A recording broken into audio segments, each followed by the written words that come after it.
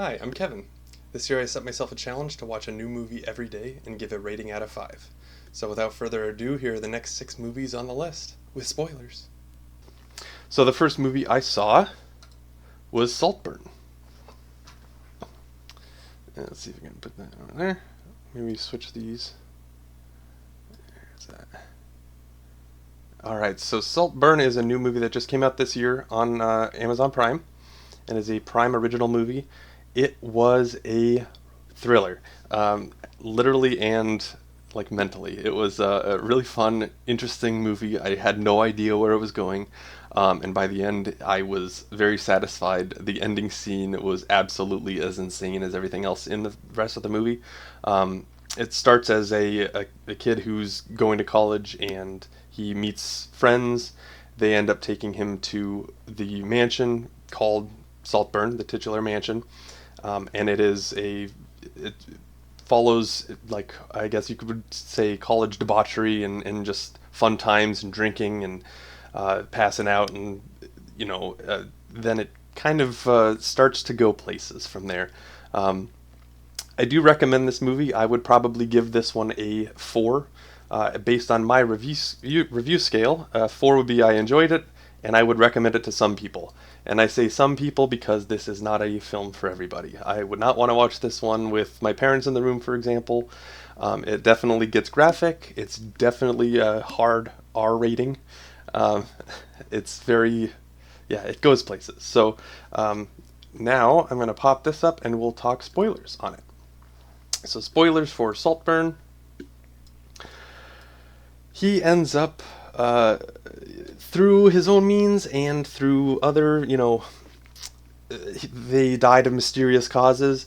Everyone that he meets, the entire family that owned the Saltburn mansion, end up dying. He kills most of them, and then by the end of the film, he inherits the mansion and dances through the house naked to the murder on the dance floor, which is just the ending scene is absolutely ridiculous. But it's not nearly as ridiculous, I would say, as the parts in the movie where he is slurping semen from a drain after someone has taken a bath. It was extremely bizarre. And then there's another scene where he had sex with his dead friend's grave. So, like I said, very graphic, R-rated movie, and 4 out of 5 for Saltburn.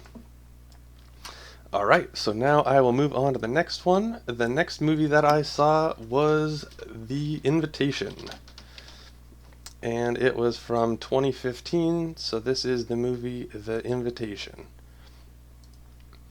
And it was also another thriller. It started as a couple gets a mysterious invitation to a dinner party from some friends. And when they show up at the dinner party, it seems a little bit like everyone's there for a reason, but we don't really know what that reason is. And it seems like there's some dark kind of undertones. There's like vaguely threatening comments that are made and stuff like that. And it definitely goes places. The ending to me was not excellent. I don't think it stuck the landing. Honestly, the ending of this movie kind of reminded me of the ending of Us by Jordan Peele, where it was like there was a grand reveal, and to me the grand reveal didn't make me feel better about everything. It didn't. I wasn't even like impressed necessarily.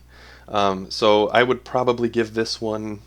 I'd probably say this is a 3 out of 5 because I did enjoy it, but I probably wouldn't recommend this to people unless they very much liked certain movies. Like Us being one of them. Another movie that this reminded me of was The Menu, because, here we go into spoilers again. Spoilers for The Invitation. They're all there to kill themselves, and they invite this couple, and they're going to kill the couple, get them to kill themselves, and it's all to, like, sacrifice themselves up to, like, the greater purpose. It was kind of vague. And the ending part that I didn't like is it is revealed that the 2 survivors that didn't end up dying in this because they had to fight off the guys that were trying to kill them and all this stuff, it kind of got, bloody, and there's a little bit of action at the end. But the grand reveal is they look out over the Hollywood Hills, and it turns out that they're not the only home that had people over to kill. And it kind of implies that the rest of the world also killed themselves, and there was like a mass suicide across at least LA, but it was kind of vague on how widespread it was. And to me, it was just like stupid. Like, it's just stupid. Why would you do that? It was like a waste of time for, like, I mean, they just killed each other. Like, it was really dumb. So, you know, three out of five, I think is probably a little generous even. But that is where I put The Invitation on the list. All right, so now we're going to carry on to the next movie. The third movie I saw was Sorry to Bother You. The acting was good, I would say, for The Invitation. It was I mean, good performances. There were like a lot of people putting on like good. I mean, it was very menacing. It was very much like The Menu, where you know they're all there for a reason, and you don't really know what it is, but it's like you kind of infer pretty quickly because they watch a video of someone dying of their own free will, and they're like, "Whoa, this is a good thing." It's like I don't really. I'm not gonna go with that. I don't agree. Okay, so then I was trying to switch it up and say I want to see happier movies because those two starters were very a lot of death. So I'd heard really really good things about Sorry to Bother You, and I watched this one, and this movie was excellent. First 5 out of 5 for sure. I highly highly recommend this movie to literally everyone. It starts as kind of like a dystopian. It's an alternate future or alternate current time, I would say, and it follows just Lakeith Stanfield and Tessa Thompson, and they're just people that are kind of struggling to make ends meet. It definitely resonates with people, I would say, today where inflation has gone nuts and everything. So he is doing his very best to get a job to pay the bills, so he doesn't have to drive this piece of crap car. So he ends up getting a job as a telemarketer, which is why the movie's called Sorry to Bother You, because he picks up the phone and or when he calls people, he says, hi, sorry to bother you, blah, blah, blah, until his boss says, hey, you need to try out your white voice. And so they literally have a voiceover. I think it's H. John Benjamin does one of the voiceovers, and it's from there it goes really crazy in a like absolutely fantastic way. I was completely not expecting the turn that happened, and it was highly highly entertaining. And if we want to talk about spoilers for this one,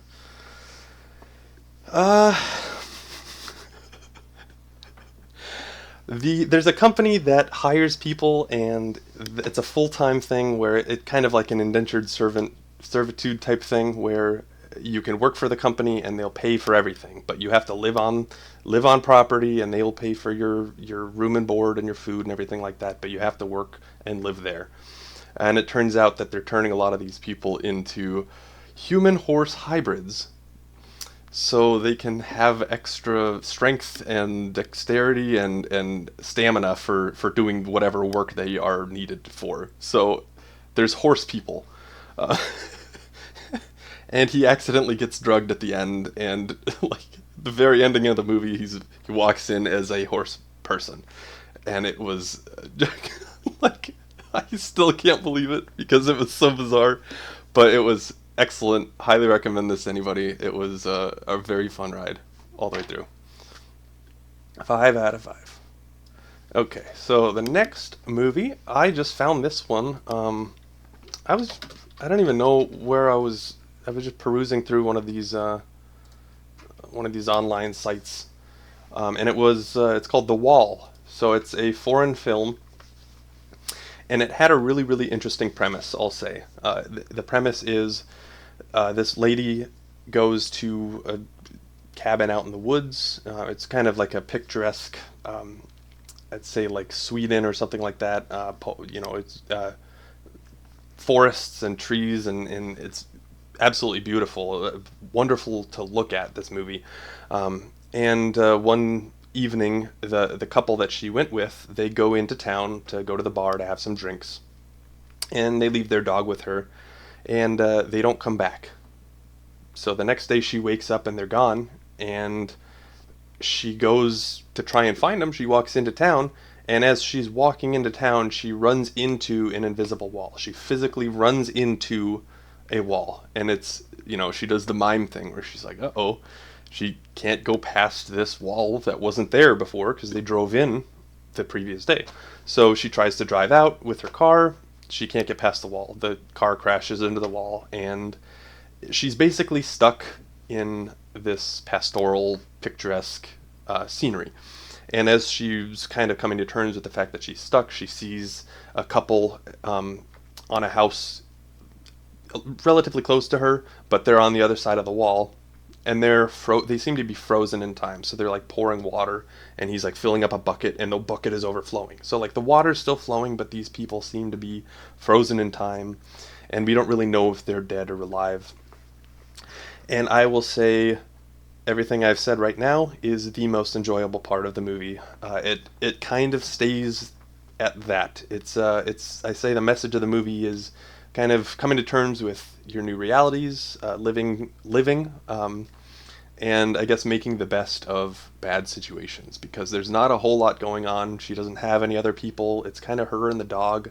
She ends up meeting a cow and a cat, and I'll go ahead and spoil it because it's the ending for me was that this is a 2 out of 10 or 2 out of 5 because this movie did not stick the landing for me. There's a point where the cow has a calf, so it's her, a cat, a dog, a cow, and a calf. And then one day, just arbitrarily, for no reason, it felt like, there's no explanation for this at all, a man shows up. I don't know how he got there. I don't know how he got through the wall, whatever. A man shows up and kills the newborn calf. So the dog goes after him to try and stop him from killing this baby animal, and he ends up killing the dog off screen. So it's like, it was really traumatic because it's like this is this woman's only companion at this point, and she's been out here for years. So it was she ends up killing the man, of course, as you would. You just killed my best friend. And I don't know who you are. You're dead. So she ends up killing him, and that's literally where the movie ends. She runs out of paper. She's journaling, and the whole movie is told through her journals. And so at the end of it, she runs out of paper to continue her journaling, and she just continues existing, presumably, in this box, or what? We don't even know like the full breadth of how large this area is that she can explore, because she travels with all these creatures and everything. But it's very much just coming to terms with the I guess the shit situation you're given, and loving animals that eventually get killed. So it was like, this is not one I would recommend to most people. And if you were to look this up on the website, does the dog die? Yes, the dog dies in this film, and it's traumatic. All right, so that is the fourth movie. The fifth movie that I saw was Frank. I don't know how. This is another one where I was just kind of like perusing through streaming sites. This was on Crackle, and this one was really interesting. It stars Donald Gleason, who's the guy from he's General Hux from the new the Star Wars sequel movies, and I knew him from About Time. He's like the main guy in About Time, and then he joins a band led by frontman Frank, and it's a guy who is wearing this helmet. So he's 100% of the time he has this helmet on. So it's a man that's talking, and all you can see is this face. And he just goes by Frank, and he's a very quirky dude, and they're trying to make music. So they go to a similar place in like a pastoral scenic area to try and make their new record. It's just, I think it's a movie about people, personal, your self-consciousness and stuff like that, because this guy Frank, the only thing people knew about him is he was a weird guy that wore this hat. and he seemed really interesting. And at the end of the movie, he ends up taking it off, and he goes to kind of like come to terms with his parents. So I mean, there's not a whole lot to spoil for this one, so I won't even put up the spoiler tag. I'd probably give this movie a 3 out of 5. It was interesting, but I don't feel like it was thrilling. I didn't like learn anything from it. It wasn't a feel good movie. It was just a weird guy trying to make weird music with some friends. So I mean, it was all right. 3 out of 5. All right, and then the next one is X.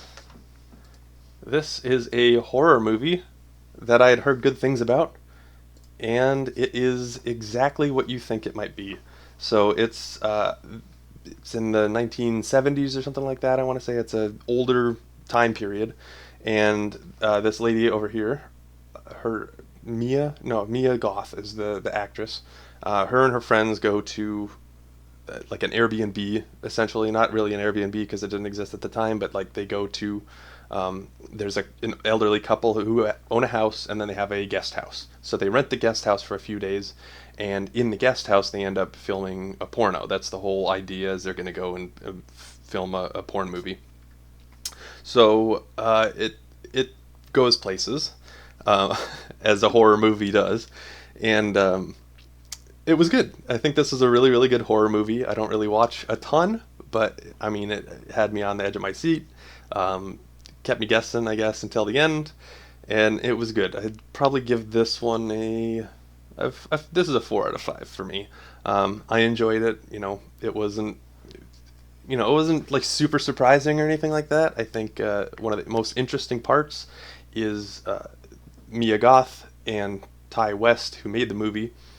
They made a prequel in the same year called Pearl. I haven't seen it yet, but Pearl tells the story of the old lady when she was young, and it's played by the same actress in both movies. So in this movie, she plays this character, and she also plays the old lady Pearl. So it's pretty interesting, like casting and stuff like that. And then I guess we'll go into spoilers. There's not a whole lot to spoil about it, but pretty much everybody dies. The old lady turns out to be like a horny old lady, and she is very, very sexually attracted to the main lady who is in the porn movie, and she ends up killing a couple people in the group.